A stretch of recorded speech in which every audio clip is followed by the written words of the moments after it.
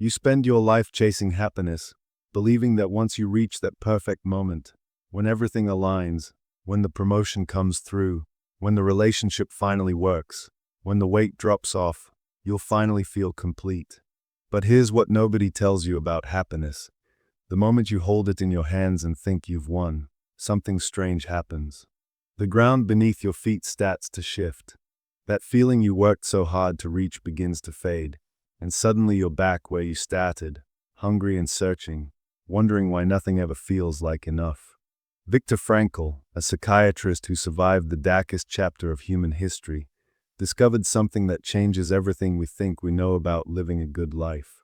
He found that the people who survived the worst conditions humanity has ever created were not the ones chasing happiness. They were the ones who had found something else entirely, something deeper, something that made suffering bearable and gave life meaning even when every reason to live had been stripped away. This understanding will reveal why your pursuit of happiness keeps failing you, how meaning operates on a completely different level than pleasure, and what you can do right now to build a life that actually satisfies the deepest part of who you are. You'll discover the 3 paths to creating meaning in your everyday existence, understand why satisfaction and happiness are fundamentally different experiences, and learn how to transform your relationship with suffering from something you avoid into something that can give your life direction. Think about the last time you got exactly what you wanted. Maybe you finally bought the thing you've wanted for months, or finally reached a goal you've been working on, or maybe you had a perfect day where everything went right. That feeling lasted only a short time. The excitement faded, and attention shifted to the next goal, the next achievement, the next experience promising the same temporary satisfaction. Psychologists call this the hedonic treadmill, but what they are really describing is the fundamental nature of pleasure itself. Pleasure is temporary by design. Your brain adapts to whatever level of happiness you reach, then resets its baseline, demanding more to feel the same level of satisfaction. This adaptation happens whether you're talking about a new car, a salary increase, a relationship milestone, or any other source of happiness you've pursued. Happiness operates like hunger. You eat a meal, you feel satisfied, then hours later the hunger returns and you need to eat again. This isn't a flaw in the system. This is exactly how pleasure works. Your brain releases dopamine when you get what you want, giving you that rush of good feeling, but then the dopamine levels drop back down, and you're left searching for the next dopamine surge. This cycle keeps you moving, keeps you striving, but it also keeps you trapped in an endless loop where satisfaction never lasts. You're not broken because you can't hold on to happiness. You're experiencing the exact mechanism that every human being faces. The problem is not that you misunderstand how to be happy. The problem is that you're asking happiness to do something it was never designed to do. You are treating a temporary feeling as a permanent state, assuming that accumulating enough pleasant experiences will make life feel complete. Pleasure does not function that way. Each moment of happiness is brief and intense, then fades and leaves you exactly where you were before. Frankl saw this pattern in the harshest conditions. In the camps, food was scarce, disease and death were everywhere, and the future seemed uncertain. Some prisoners still endured. They were not happy. Happiness would have made no sense there. What kept them alive when others gave up was meaning. One prisoner might have clung to the thought of reuniting with his family. Another might have held on to unfinished work she needed to complete. Someone else might have found purpose in helping fellow prisoners, in maintaining dignity, in witnessing the suffering so the world would know. These people were not trying to feel good. They were seeking purpose, and that made all the difference between living and dying. Survival did not depend on strength or health. Those who lived carried a purpose within, something that gave their suffering meaning beyond mere endurance. When you build your life around happiness, you're building on sand. The foundation shifts constantly because your feelings change constantly. What makes you happy today might make you feel empty by next week. You're always at the mercy of circumstances outside your control. But when you build your life around meaning, you're building on bedrock. Meaning doesn't disappear when things get hard. Meaning doesn't vanish when you're tired or disappointed. Meaning can exist even in suffering, even in failure, even in the darkest moments you'll ever face. Frankl called this the will to meaning, and he believed it was more fundamental to human nature than the will to pleasure or even the will to power. You don't just want to feel good. You want your existence to count for something. The need to make a difference and connect your actions to something larger than immediate pleasure is at the core of being human. Here's where most people get confused. They think meaning has to be extraordinary, that you need to cure cancer or write a masterpiece or change the world to have a meaningful life. But meaning isn't about the size of your impact. Meaning is about the connection between who you are and what you do.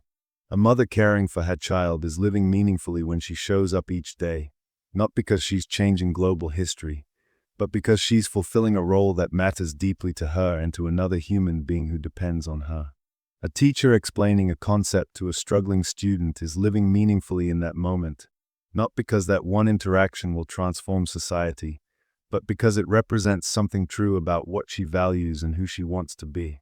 Meaning emerges when your actions align with what you genuinely care about, when you're contributing to something beyond your own immediate pleasure. The size of the stage doesn't determine whether your performance matters. What determines meaning is whether you're showing up authentically for something that holds genuine significance in your own value system. Frankl identified 3 paths to meaning, 3 ways you can experience your life as worthwhile. The first path is through creation, through bringing something into existence that would not exist without you. This could be an artwork, but it could also be a business, a well-cooked meal, or a solved problem at work. Anytime you take raw materials or chaos and shape them into something that reflects your values and serves a purpose, you're creating meaning. The act of building something, of leaving a mark, of contributing something tangible to the world gives your life substance. You don't need to create something that lasts forever. You just need to engage in the act of shaping reality according to what you believe matters. The second path is through experience, through fully engaging with something outside yourself. This happens when you witness beauty in nature, when you listen deeply to music, when you connect authentically with another person, and when you allow yourself to be moved by something greater than your own concerns. You're not creating in these moments. You're receiving. You're opening yourself to what exists and letting it matter to you. This path shows that meaning doesn't always require action. Sometimes meaning comes from being present enough to truly see what's in front of you, to let the world touch you, to recognize that something beyond yourself deserves your full attention and appreciation. The third path is through attitude, through the stance you take toward unavoidable suffering. You can't always control what happens to you, but you can always control how you respond to what happens. When you face hardship with courage, when you choose dignity over bitterness, when you find purpose even in pain, you're creating meaning through the only freedom that can never be taken away, your freedom to choose your attitude. This path might be the most important because suffering is unavoidable. Everyone faces loss, disappointment, illness, failure, and eventually death. The question isn't whether you'll suffer. The question is whether your suffering will mean something or whether it will just be pointless pain that breaks you down without building anything in return. Notice that none of these paths require you to feel happy. You can create something meaningful while feeling frustrated with the process. You can experience beauty while also feeling sad. You can maintain a meaningful attitude toward suffering while still hurting. Meaning doesn't erase difficult emotions. Meaning gives difficult emotions a context, a reason to endure them, a framework that makes them bearable. When you're working towards something that matters to you, the struggle becomes part of the story rather than a reason to quit. When you're living according to your deepest values, the pain you experience in service of those values feels different than pointless pain. The suffering doesn't disappear, but it transforms from something meaningless into something that has weight and significance. You begin to understand that a life without challenges would actually be a life without depth, that the difficulties you face are opportunities to prove who you are, to demonstrate what you truly value when circumstances make it hard to live according to those values. This is why you can feel deeply satisfied in a life of hardship and sorrow, yet feel empty in a life filled with pleasure. Satisfaction doesn't come from feeling good. Satisfaction comes from living a life that matters, from working on something meaningful, and from having a purpose beyond personal enjoyment. Look at your own life right now. What are you creating? Are you doing something that matters beyond yourself? Are you choosing an attitude that reflects your values, even when it's difficult? These aren't abstract questions. These are the questions that determine whether you wake up feeling like your life matters or whether you wake up wondering the purpose of it all. You don't need to abandon happiness.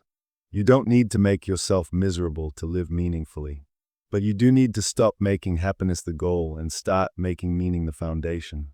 When you live meaningfully, happiness becomes something that occasionally visits you, rather than something you're constantly chasing.